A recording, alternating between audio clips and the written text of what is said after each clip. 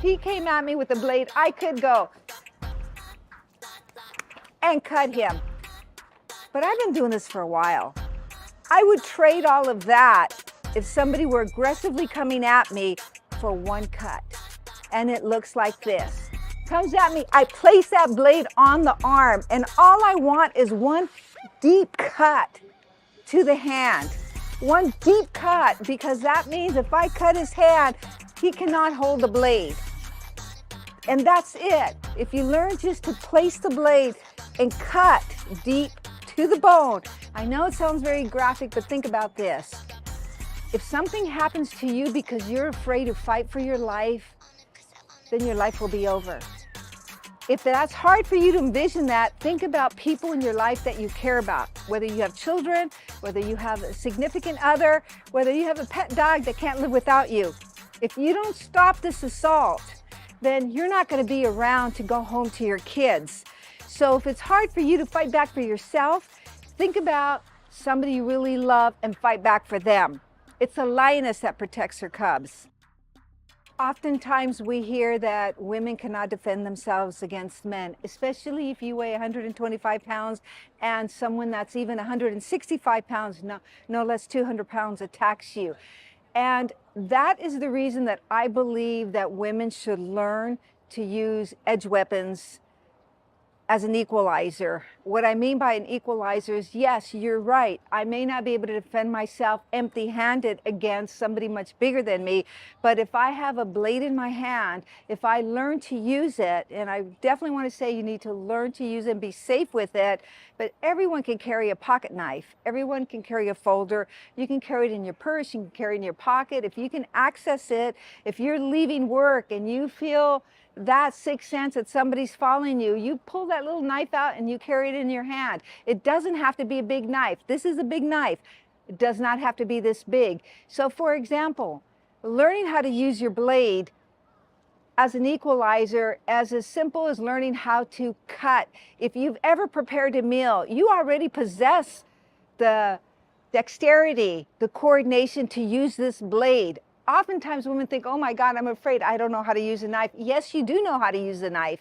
If you've even cut a tomato and not cut your fingers off, then you know how to use a blade defensively. So this is an example of, I'm going to show you what people think you have to do and what you really should do. So if he came at me with a blade, I could go and cut him. But I've been doing this for a while. I would trade all of that if somebody were aggressively coming at me for one cut. And it looks like this. Comes at me, I place that blade on the arm, and all I want is one deep cut to the hand.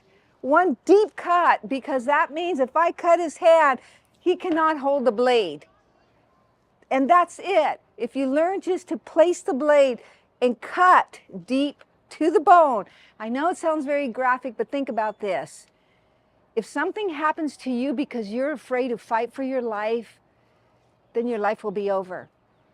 If that's hard for you to envision that, think about people in your life that you care about. Whether you have children, whether you have a significant other, whether you have a pet dog that can't live without you. If you don't stop this assault, then you're not going to be around to go home to your kids. So if it's hard for you to fight back for yourself, think about somebody you really love and fight back for them. It's a lioness that protects her cubs. I would encourage you to find a training place to go to learn how to use a blade, because when you think about it, if you're really set on cutting someone, if you're the initiator, you can cut someone. It doesn't take any skill. The reason I also believe in training with an edge weapon, it's because it's going to increase my chances of surviving if somebody attacks me. But if I want to employ this instrument as a self-defense tool, how do I learn? Okay, one of the ways that I teach, and this is my daughter Selena, is all I tell her is when I come at you at a different angle, all I want you to think about is getting your blade to my limb.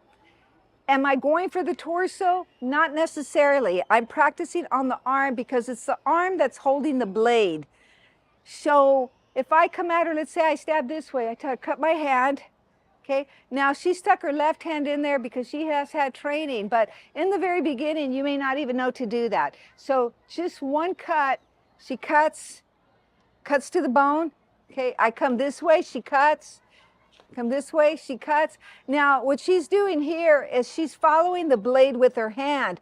Why is she doing that? Because if for some reason she cuts and she misses, okay, I want you to do it wrong. Just cut and don't use your left hand. And she misses. So it's important that the other free hand, whichever hand it is, that you continue. And just you're kind of monitoring that hand. I might come here to practice. She cuts, and this is simply the way. And if you also notice, she's facing the blow. She's strong here. She's learned that going towards her center line, she's strong here if I push.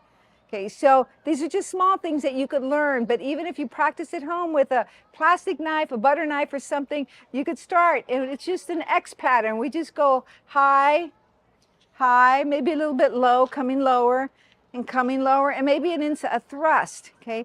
And that's all we do, and that's the way we begin practicing on how to use a blade.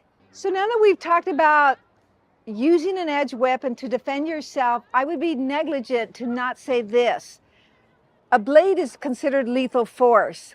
So even though you might be justified in defending yourself, you do need to know what your rights are. And your rights go like this. I have a right to defend myself in any situation where there's disparity of force, which means that the person is either bigger than me, stronger than me.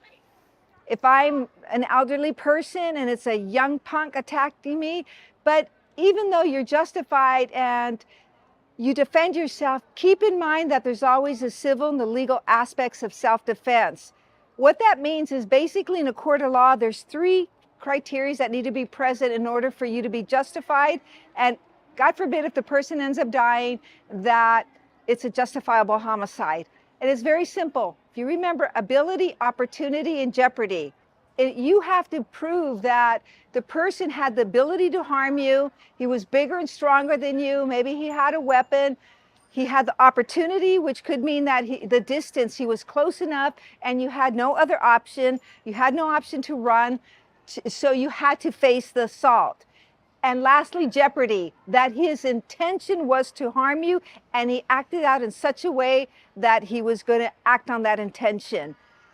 That is the only way that you would be justified in a court of law, and that if the person died, for example, that it would be considered a justifiable homicide. So please know your rights. I personally know 2 individuals that are still in prison today because they did not know their rights and they were justified in defending themselves. And these 2 women were given bad advice. Unfortunately, they're still in prison. Never want that to happen to you. So know your rights. The information is out there and it's important. Thanks for watching. My name is Graciela Casillas. I specialize in impact and edge weapons, teaching women's self-defense seminars. So if you're interested in further training, I also have online courses. You can find me at graciela.teachable.com. And I also have a book that is for women. And it's a women's self-defense book, focuses more on the psychology of self-defense. You can find it on Amazon, or you can contact me directly for a signed copy at cmadojo@yahoo.com. Thank you.